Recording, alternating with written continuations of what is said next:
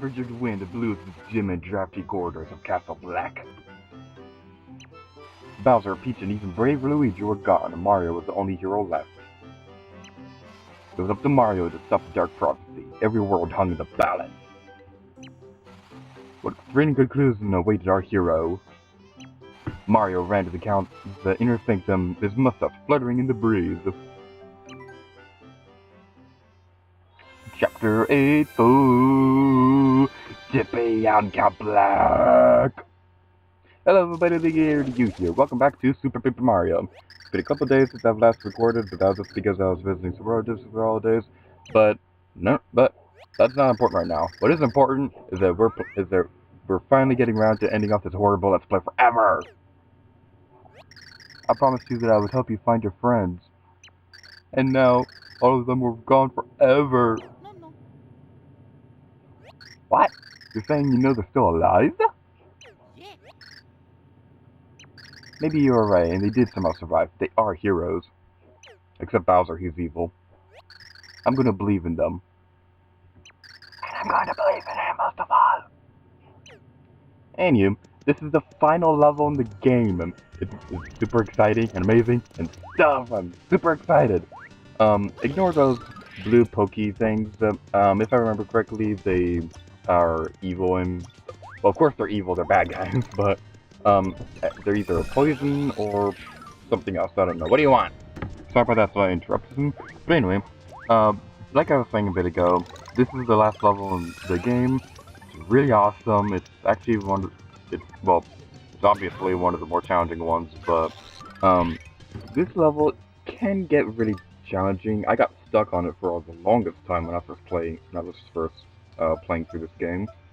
And we only have a few health items right now, so yeah, that's not exactly good. This is post-commentary, by the way. I recorded this a long time ago.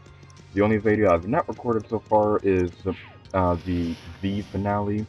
How I'm going to be dividing up this chapter is that I'm going to have this video is just like this video is just going to show you how to get through the actual level. The final boss fight will be split into two videos. You'll see why when we get there. So it's going to be like super exciting and amazing. I have yet to record the second part of the finale, but I'm just going to tell you guys right now. In between the first part of the finale and the second part of the finale, I went back to Flipside to get some more items and things like that. What I kind of wish that they did, but I'm also kind of glad that they didn't do, is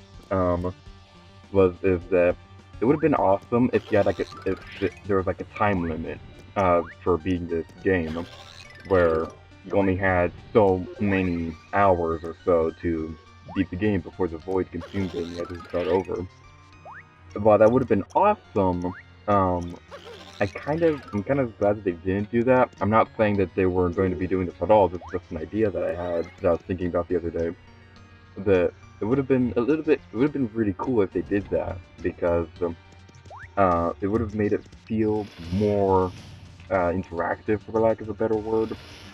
They already did stuff like that with Pikmin and things like that, where they had the day limit, and they were going to do something like that with Luigi's Mansion, where you had 24 hours in-game time to save Mario before the mansion disappeared and Luigi turned into a zombie. But yeah, it would have been awesome, but at the same time, it wouldn't have been all that good of an idea because, first of all, this is a long game. It's not too terribly long compared to other RPGs, like Xenoblade Chronicles is ridiculously long. But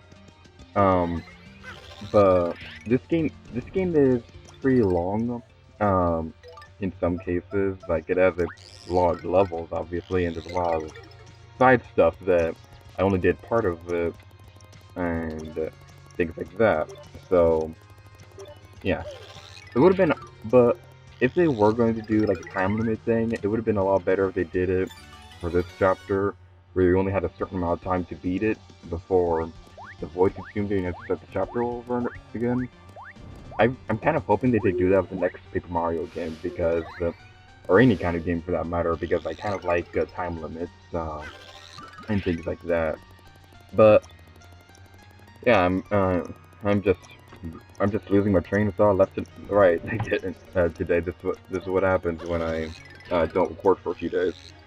It's gonna be a nightmare to do that when I'm doing my next Let's Plays because I'm gonna be taking a because I'm gonna be taking a pretty long break between this Let's Play and the next Let's Play. Um, my goal, the day that I plan on starting my next Let's Plays, that's going to be that's most likely going to be early February because let's face it, I've been doing these games for way too long, and I've been doing them for over a year and a half, and that was like really long, and I really wish that didn't happen. But at the same time, it gave me enough time to make the second half of all my Let's Plays look more professional and awesome and amazing. Now these guys right here, normally I like coming in here and jumping on these guys and sticking the Wii remote to get additional points to level up more. But I don't have a whole lot of health items, and I'm not exactly great at it, and so I didn't want to risk it. You can get a lot of points in here, but I lack the patience to do so. You probably do, but if you don't, kudos to you, and things like that. Now this right here is by far the most complicated puzzle in the entire game. Um, what you have to do here is that you have to flip into 3D, and you have to go through these hidden doorways that you can only see in 3D. Now, I cut a lot of this out so that it would be easier for you guys to see which way to go. Normally, I remember where to go. I can normally remember where it is you're supposed to go in this level. But for whatever reason, when I was filming this, I just could not remember. I was running around here for like 20 minutes or so trying to figure out which way I'm supposed to go. And the final recording footage was about 30 to 40 minutes long. I forgot exactly how long it was, but looking at the time of this video is 10 minutes long. You can easily tell how infuriating it was to edit this video. Well, editing the videos aren't exactly too terrible, but you get the idea. Plus, my capture card was lagging the second half of me trying to do this, which made it even more evil. But yeah, I like this place. This place is pretty cool. They flipping between 2D and 3D.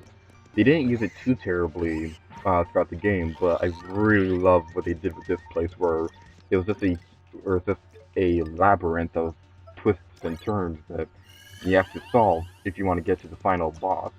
And this would have also been if the idea I was talking about earlier, where the void, where you would only have a few hours to beat the game before the void consumed it.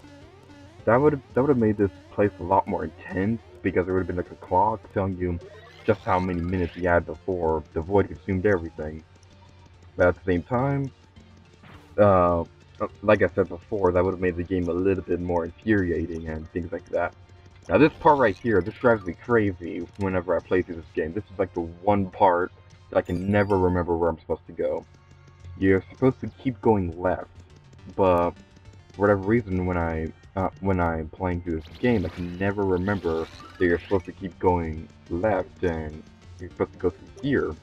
It always confuses me, and not a whole lot of puzzles in video games confuse me all that much, except for the water temple and things like that. But but that's another reason why I like this place, because it gives me a challenge. Normally I can beat puzzles in games, but the ones that really make me stop and think about how I'm supposed to do it, those puzzles are always like my favorites in the game. But with that, we are done for this video. Beyond this door is Count Bleck, the final battle in the game. Until next time, later gear to you.